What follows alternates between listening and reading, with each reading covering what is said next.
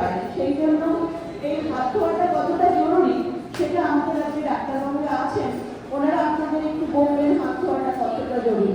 প্রথমে আমি ডেকে নেব আমাদের আমরা দেখেছি যে আমরা হাতের ইনফেকশন দেখি প্রচুর আমাদের ছড়িয়ে যায়।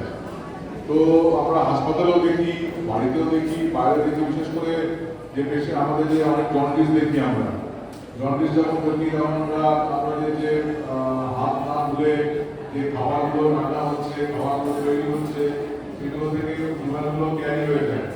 টাইফয়েড লিভার তারপর যে হয়তো হাতটা ধুলো না ভালো করে সে হয়তো সোজা লেগে আছে, সেক্ষেত্রে গিয়ে এসে হাত হয়নি আবার রান্না করে ইনফেকশনটা ক্যারি আউট করে। তো আমাদের যেটা ভীষণ এই দিনটা খুব স্পেশাল। একটা স্টোরি বলবো বিহাইন্ড দিস।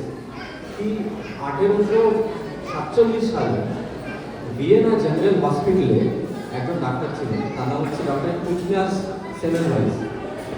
তো উনি দেখলেন যে ওনার ওয়ার্ডে যে সমস্ত তার কারণ আমরা হ্যান্ড হাইজিন প্র্যাকটিস করি 5 মোমেন্টস।